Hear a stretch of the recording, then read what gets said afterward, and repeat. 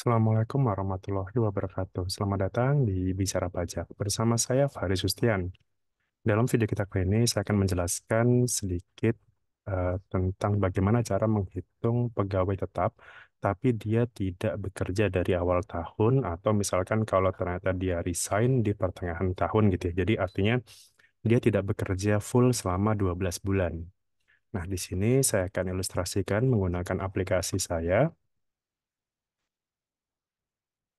Oke. Nah, ini adalah aplikasi yang kemarin sudah saya buatkan ya. Jadi sekarang sudah versi 1.5 di sini. Nah, untuk menghitung ya, jadi pastikan kalau misalkan memang gross up, sekali lagi, karena ini sering banget ditanyakan, kalau gross up itu pastikan eh, checklist ini sudah kita centang ya, enable iteratifnya ini sudah kita checklist di menu option, kemudian klik tab formula, kemudian checklist enable iterative calculation. Jadi ini harus dilakukan ketika Anda menggunakan pertama kali. Jadi pastikan ininya sudah kita checklist. Nah, kemudian kita masuk ke pegawai tetap. Di sini, misalkan katakanlah eh, di sini ya, misalkan hari panca gitu ya, misalkan em, pastikan katakanlah dia mulai bekerja dari kapan. Misalkan kalau dia tidak dari awal tahun, katakanlah dari bulan Juni gitu ya, misalkan dari bulan Juni, kemudian maka dia bekerjanya hanya selama 7 bulan saja. Atau kalau misalkan ternyata katakanlah ini resign gitu ya, misalkan Eli Sugigi ini dia resign gitu ya. Jadi dari katakanlah dari bulan 1 dia bekerja, kemudian dia resign di bulan katakanlah di bulan 8 gitu. Maka dia bekerjanya selama 8 bulan saja. 1 sampai jadi Januari sampai Agustus. Sementara di sini hari panca baru masuk itu di bulan Juni sampai dengan nanti Desember. Nah, penghitungan pajaknya gimana? Nah, kalau untuk yang Eli Sugigi berarti dari Januari sampai dengan bulan Agustus itu kita input seperti biasa ya.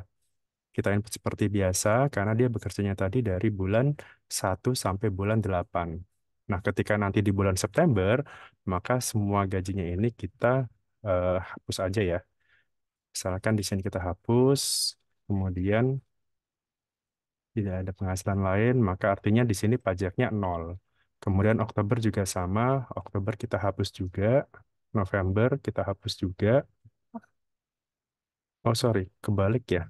Hari Panca tadi yang, oh harusnya yang Eli Sugigi ya, maaf.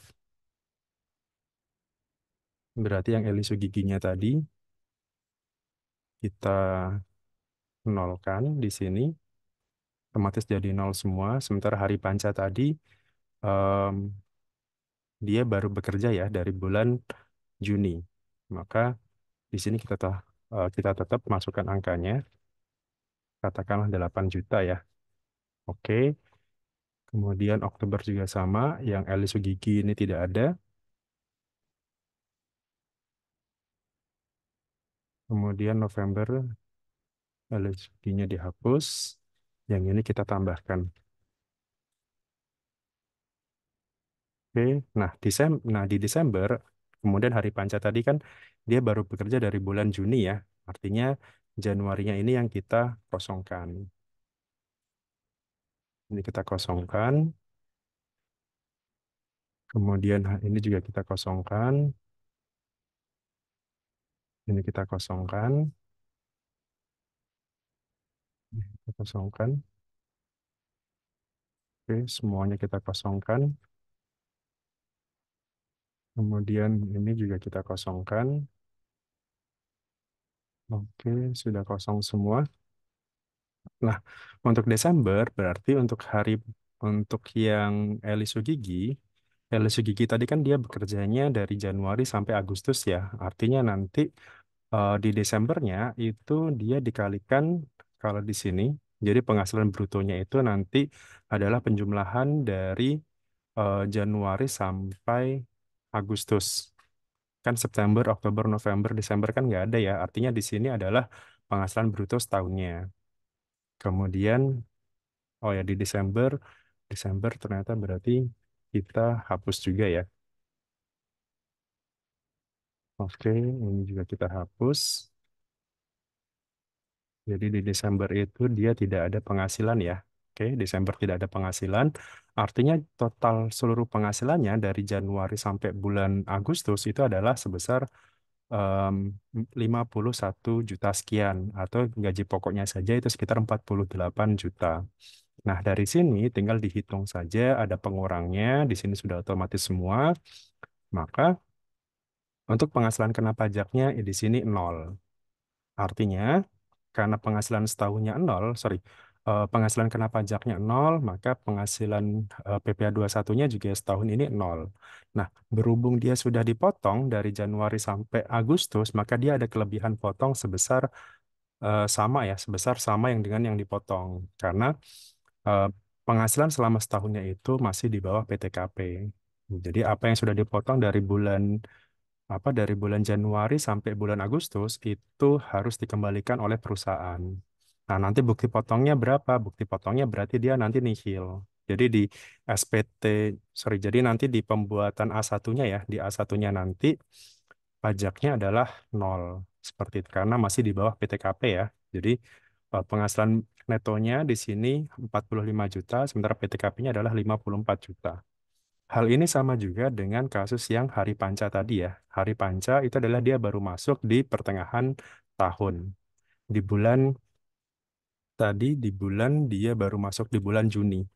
Artinya penghasilan dari bulan Juni sampai Desember itu ditambahkan di sini. Di bulan Juni sampai Desember sama ya. Jadi cara hitungnya sama, cuman dibalik saja. Kalau yang Eli Sugigi tadi Januari sampai Agustus, sementara kalau hari panca ini adalah dari em, Juni sampai nanti Desember. Nah, ini kurang lebih sama ya. Jadi penghasilan brutonya setahun segini, ini kumulatif ya dari Juni ke Desember.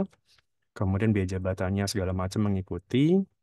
Kemudian nanti penghasilan tidak kena pajaknya, katakanlah misalkan kalau ini ternyata K3 gitu ya, 72 juta. Artinya ini juga sama, penghasilan kena pajaknya nol, PPh 21 setahunnya juga nol. Artinya ketika yang sudah dipotong, 500 ini yang sudah dipotong dari bulan Juni sampai bulan Desember.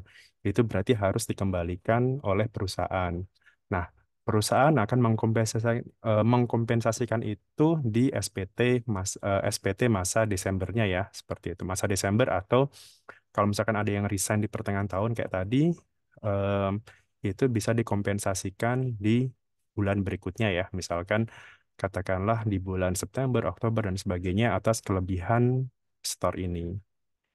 Kurang lebih seperti itu ya cara untuk menghitung pegawai yang resign ataupun yang baru masuk di pertengahan tahun. Jadi sederhananya dari Januari ini kita bisa pilih ya kapan dia mulai bekerja atau kapan dia mulai resign, maka dari situ penghasilan brutonya itu mulai dikosongkan atau dinolkan semuanya. Artinya nanti dia otomatis akan jadi nol. Bisa cek di sini di summary-nya untuk yang kita coba.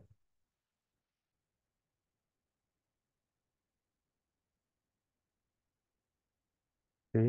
Oh, di sini ternyata belum masuk ya. Coba.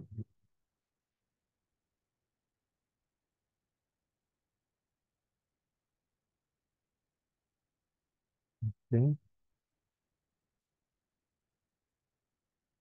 Ini kita dari sini ambilnya.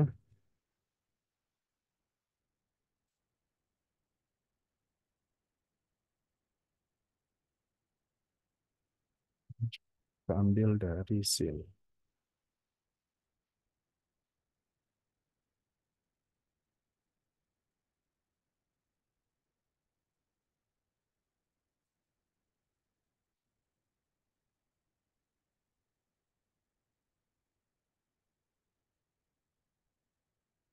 Oke, jadi di sini ya, dia bekerjanya itu selama 8 bulan dan 7 bulan. Dari sini juga bisa terlihat em, kalau Eli Sugigi ini kenapa nol, karena pada saat awal-awal dia bekerja itu penghasilannya masih di bawah TER ya, di bawah TER bulanan, jadi artinya dia dipotongnya nol. Kemudian mulai Mei dia mulai dipotong, Agustus, kemudian dari Agustus itu dia resign. September Oktober dia resign ya. Nah, Desember itu dia dapat pengembalian. Nah, sementara yang di sini Hari Panca juga sama ya. Hari Panca itu dia Januari sampai Mei dia tidak atau dia belum bekerja di tempat tersebut.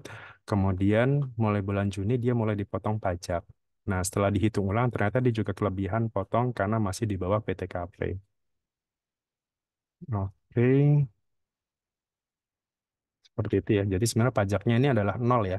Dua-duanya ini nol. Oke, barangkali itu saja terkait dengan eh, apa tata cara untuk menghitung pegawai yang resign ataupun baru masuk di pertengahan tahun. Semoga informasi ini berguna bagi Anda.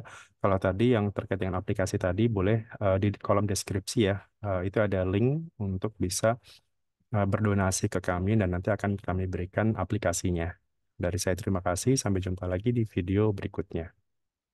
Assalamualaikum warahmatullahi wabarakatuh.